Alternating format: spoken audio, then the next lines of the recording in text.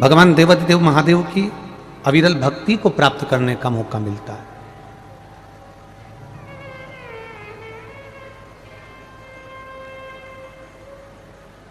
किसी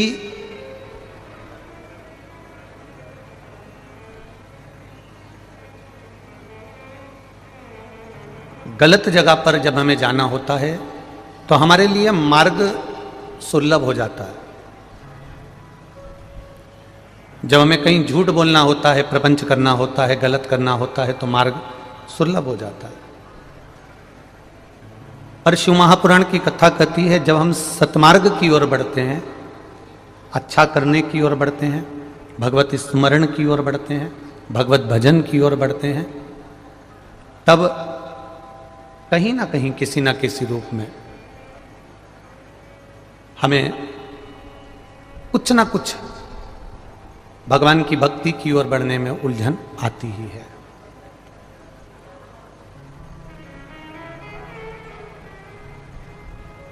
और मैंने तेरे ही भरोसे बाबा, तेरे ही भरोसे हवा बिच उड़ती जावांगी, बाबा डोर हथों छड़ी ना मैं कटी जावांगी, भोले मैं तेरी पतंग, शंभो मैं तेरी पतंग, हवा बिच उड़ती जावांगी,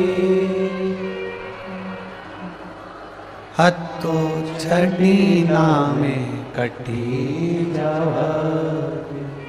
हम शिव मंदिर जाते हैं, हम भगवान शंकर को एक लोटा जल चढ़ाते हैं, हम भगवान शिव का भजन भी करते हैं, स्मरण भी करते हैं, संकीर्तन भी करते हैं, मंत्र जाप भी करते हैं, नाम जाप भी करते हैं।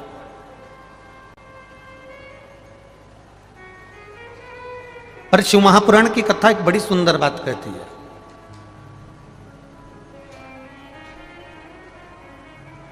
कि शिव के मंदिर जाने से पहले अपने मन को शिवालय बनाना पड़ेगा, तब जाकर हम शंकर के शिवालय तक पहुंच पाते हैं।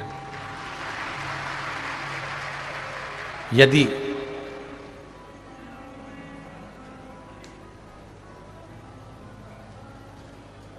ये मन ही मंदिर नहीं बन पाया, ये मन ही शिवालय नहीं बन पाया, तो निश्चित है हम शंकर के द्वारे तक नहीं जा सकते, हम शिव की चौखट तक नहीं पहुंच सकते।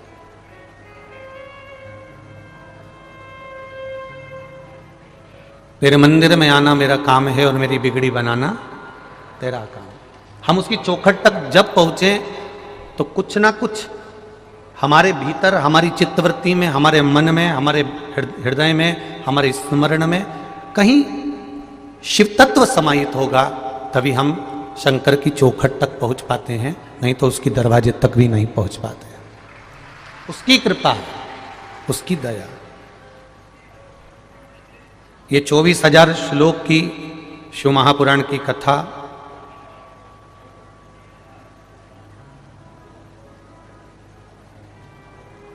जिसका एक शब्द भी हमारी जिंदगी में अगर उतर जाए तो हम हमारे जीवन को सार्थक बना सकते हैं।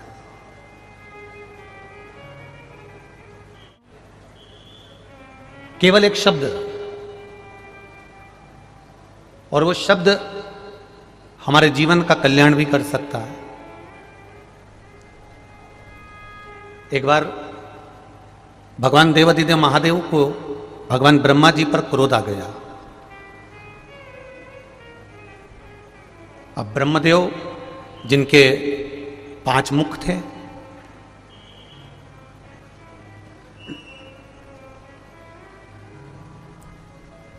और ज्ञाताओं में ज्ञाता, विद्वानों में विद्वान ब्रह्मदेव के 5 मुख,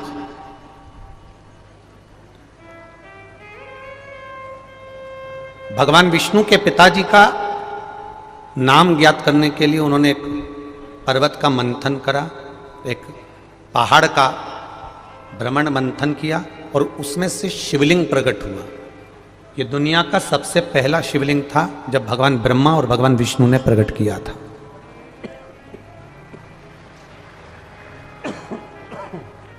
सबसे पहला शिवलिंग।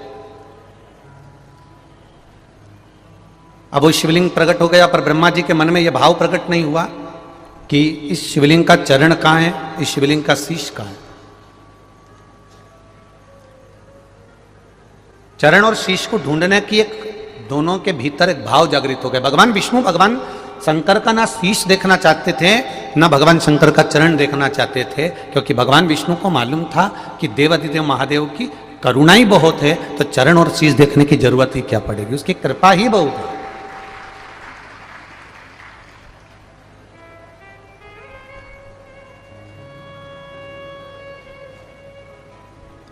पर ब्रह्मा जी के मन में विश्वास जागृत नहीं हुआ, और ब्रह्मा जी ने विचार कर लिया कि मुझे कुछ भी करके, ब्रह्मा जी ने विचार करा कि भगवान शंकर का शीश कहाँ है, चरण कहाँ है, जरा मैं पता तो करूं। और ब्रह्मदेव के मन में यह भाव जागृत हुआ, और ब्रह्मा जी ने भगवान विष्णु से कहा कि मैं भगवान का शीश देखने जाऊं कि चरण देखने जाऊं, आप जो कहेंगे मैं स्वीकार कर लूंगा। आप जो बोलेंगे मैं उसको स्वीकार करूंगा। आप कहें तो मैं शीश का दर्शन कर लेता हूं, आप कहें तो मैं चरण का दर्शन कर लेता हूं, आप जो बोलेंगे मैं स्वीकार कर लूंगा। भगवान विष्णु ने कहा एक काम करो ब्रह्मदेव, अगर तुम शिव जी को जानना ही चाहते हो तो भगवान शंकर का शीश का दर्शन तुम कर लो, मैं चरण का दर्शन कर लेता हूं। ये हमने पहले भी शिव महापुराण में वर्णन किया, पहले भी इस कथा में अपन ने इसका स्मरण किया। और ब्रह्मा जी भगवान शंकर का शीश देखने के लिए चले। जब ब्रह्मा जी भगवान शिव का शीश देखने के लिए चले तो इतने ऊपर पहुंचते गए, इतने ऊपर पहुंचते गए, इतने ऊपर पहुंचते गए कि ढूंढते ढूंढते जब थक गए तब केतकी के पुष्प को उन्होंने तोड़ लिया और उस केतकी के फूल से कहा कि तू चलकर कह देना कि ब्रह्मा जी को भगवान शंकर का शीश मिल गया। केतकी के फूल ने मन में विचार करा कि मैं क्यों झूठ बोलूं, तो कहा मैं तुझे सुगंधित बनाकर रखूंगा। थोड़ा सा एक चुटकी मात्र का भी जब भीतर लोभ उत्पन्न होता है तब जीव नष्ट हो जाता है। और वो केतकी के फूल के भीतर ये बात प्रकट हो गई। अब केतकी के फूल ने कहा कि मेरी बात को अगर भगवान विष्णु ने नहीं माना तो जवाब कौन देगा, तो कहा एक गौ माता को रोका, गाय को लेकर चले गए कि गौ माता तो भगवान विष्णु के सामने चलकर कह देना कि भगवान ब्रह्मा जी को भगवान शंकर का शीश मिल गया। तो गाय कहती है मैं क्यों झूठ बोलूं, मेरे झूठ बोलने का लाभ क्या होगा, फायदा क्या होगा। तो कहा घर में सबसे पहली रोटी जो बनेगी वो गाय मैं तुझको दूंगा। ब्रह्मा जी ने ये में लिख दिया कि घर की सबसे पहली रोटी गौ माता को दी जाएगी, और गौ माता ने उस एक रोटी के लिए झूठ बोलने की हां भर ली।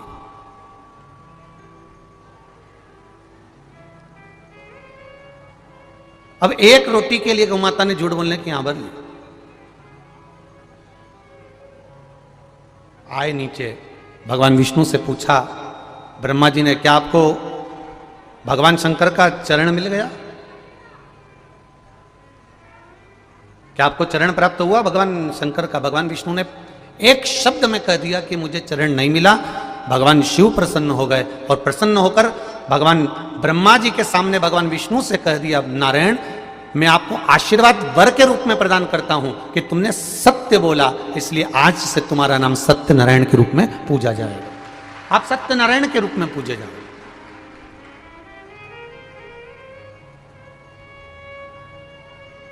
अब भगवान विष्णु ने एक सत्य बोला तो उनका नाम सत्यनारायण हो गया। अब विचार करिएगा दिन भर में अपन कितनी बार झूठ बोलते हैं, तो फिर अपना नाम तो झूठेला होना चाहिए ना। कितना झूठ बोला जाए, कितना झूठ कहा जाए। तुम सत्य बोले हो इसलिए तुम्हारा नाम सत्यनारायण होगा। अब ब्रह्मा जी से भगवान विष्णु ने पूछा तुम्हें क्या भगवान देवादिदेव महादेव का शीश मिल गया। अब जरा विचार करिए, हमारे संत, हमारे साधु, हमारे महात्मा, जोगी, सन्यासी, तपस्वी, साधक, उपासक एक बात हमेशा कहते हुआ है कि हरि अनंत और हरि की कथा अनंत है।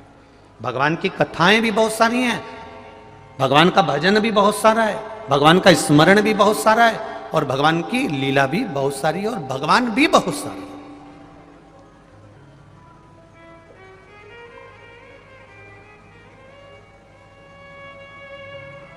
अब कोई कैसे बच रहा है, कोई कैसे बच रहा है, कोई कैसे ग्रहण कर रहा है, कोई कैसे ग्रहण कर रहा है, ये उसके ऊपर है।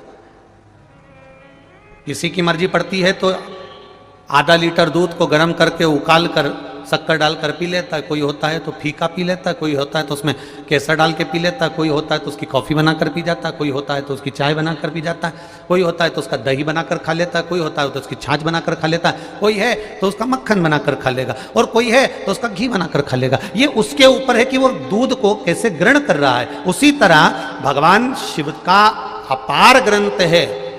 ऐसी कोई शास्त्र, ऐसी कोई पुराण, ऐसा कोई वेद, ऐसा कोई छंद, ऐसा कोई शास्त्र हमारे सनातन धर्म में नहीं है जिसमें देव अधिदेव महादेव का वर्णन नहीं हो। सब में शिव समाये हैं, प्रत्येक में। भागवत कथा की शुरुआत होती है तो भगवान शंकर से होती है, और राम कथा की शुरुआत होती है तो शंकर भगवान से होती है, विष्णु पुराण की शुरुआत होती है तो शंकर भगवान से होती है, गर्ग संहिता की शुरुआत होती है तो शंकर भगवान से होती है, मत्स्य पुराण की शुरुआत होती है तो शंकर भगवान से होती है, नारद पुराण, कुर्म पुराण, नर्मदा पुराण, लिंग पुराण, जितनी भी पुराणों की सूचना हम पढ़ें, जितनी भी पुराणों का अगर वर्णन किया गया है तो उसमें सबसे पहले देवाधिदेव महादेव को आमंत्रित किया गया है, शंकर भगवान को विराजमान किया गया। और हम क्या करते हैं, कई लोग ऐसे हैं जिन्होंने समय की अवस्था में शंकर भगवान को कह दिया कि इनको घर में नहीं रखना, कोई ने कह दिया इनकी पूजन नहीं करना, कोई ने कह दिया गर्भवती नारी हो तो शिव के मंदिर मत जाना, कोई ने कह दिया शंकर जी का दर्शन मत करना, कोई ने कह दिया शंकर जी का चढ़ा प्रसाद मत खाना, कोई ने कह दिया कि शिव जी पे जल चढ़े तो उसको ग्रहण मत करना। पर शिव महापुराण की कथा कह रही है,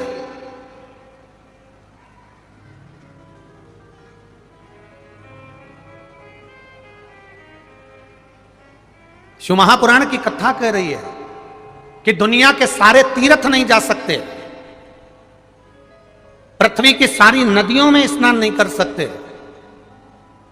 पवित्र नदियों में आप स्नान नहीं कर सकते, या किसी भी तीर्थ में जाकर एक रात्रि भी विश्राम नहीं कर सकते, या हमने जिंदगी में कोई दान करा ना करा, कोई पुण्य करा ना करा, कोई सत्कर्म करा ना करा, कोई पढ़ा ना पढ़ा, कोई शास्त्र सुना ना सुना, उसके बाद भी शिव महापुराण की कथा कहती है कि एक दिन में अगर मात्र एक बार भी आप शंकर के शिवालय में प्रवेश कर गए या मंदिर में प्रवेश कर गए तो सारे तीर्थ, सारी नदियां, सारे सरोवर, सारी बावड़ी, सारे तालाब, सारे कुंड के स्नान का पुण्य, दान का पुण्य प्राप्त हो जाता है, केवल शिव तत्व को प्राप्त कर लेने का।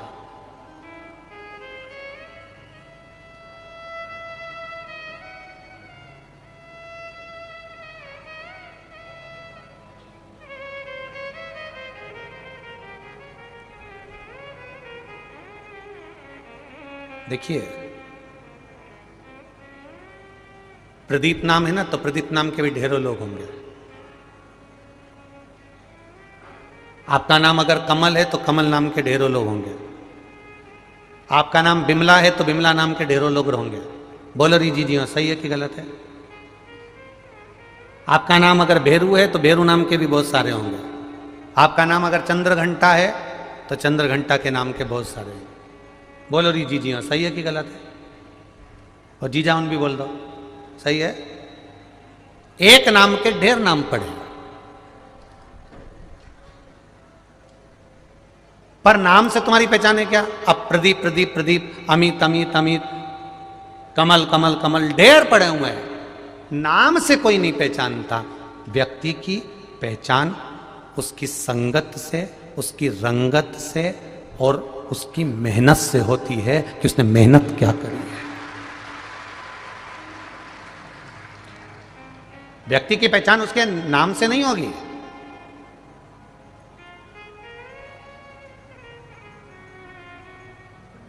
उसकी मेहनत क्या है? मेहनत मतलब उसने अपने हाथों से कितनी मेहनत करी है।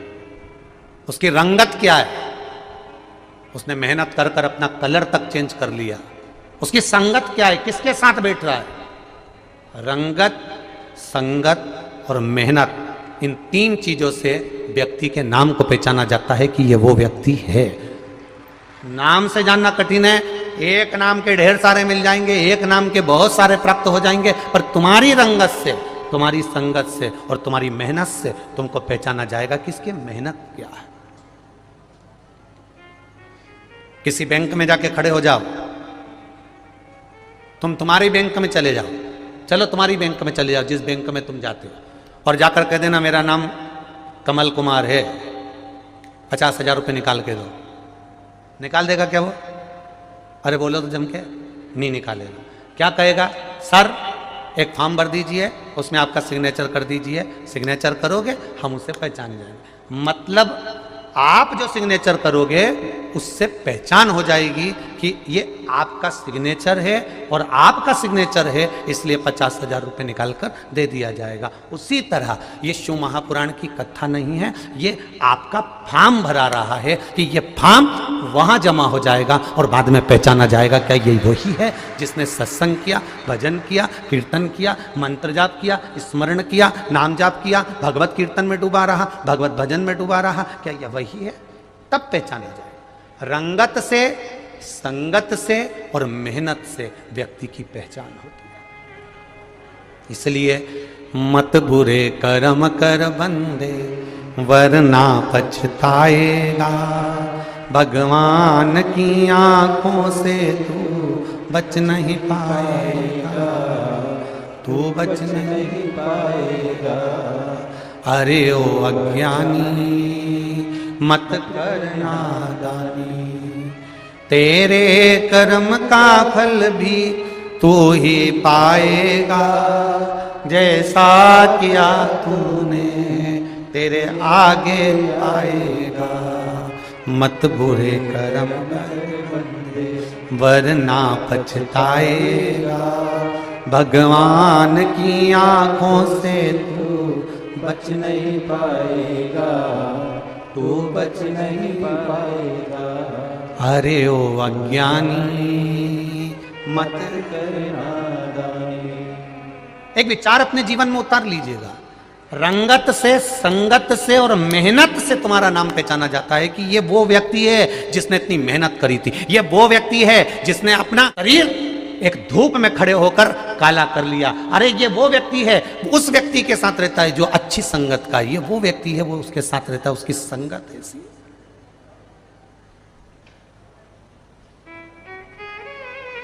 आज कोई कह रहा था गुरुजी इतनी भीड़, इतनी भीड़, इतनी भीड़, इतनी भीड़ कि चारों तरफ इस पूरे कुबेरेश्वर धाम के आसपास में चारों तरफ गांव-गांव में जन समुदाय है।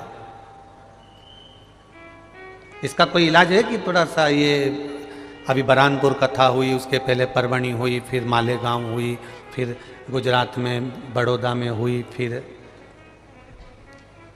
ऐसा ही पावागढ़ में हुई, तो इसमें थोड़ी जनता कम हो जाए, इसका कोई इलाज है?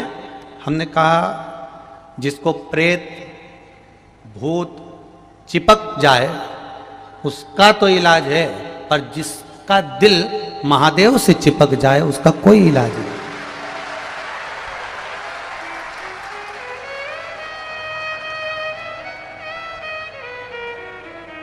किसी को भूत चिपक जाए तो निकल सकता है, किसी को प्रेत चिपक जाए तो निकल सकता है, पर जो महादेव से चिपक जाए वो जिंदगी भर नहीं निकल सकता। बहुत कठिन।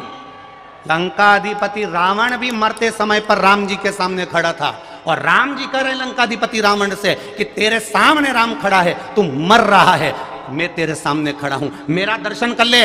रावण ने मुख फेर लिया, उधर मुंह कर लिया, तो लक्ष्मण को भेजा कि जाकर ज्ञान प्राप्त कर कर आओ। क्या बोलना चाहता है, क्या समझना चाहता है? रावण से जाकर लक्ष्मण जी ने कहा मेरा भाई स्वयं नारायण है, विद्वानों में विद्वान है, मेरा भाई राम सामने खड़ा है, और रावण तू मुंह फेर कर बैठा हुआ है। रावण कहता है मैं मुंह नहीं फेर रहा हूं, मैं तो केवल इतना देख रहा हूं, पहले मैंने राम को देखा, अब मैंने मुंह फेरा तो इधर देखा। उसको देखने का कारण केवल इतना था कि राम के दिल में जो शंकर बैठा है, क्या मेरा महादेव मेरे सिराने खड़ा है, उस महादेव को पहचान रहा हूं, केवल मेरे महादेव को, उसके सिवाय मैंने किसी को नहीं पहचाना।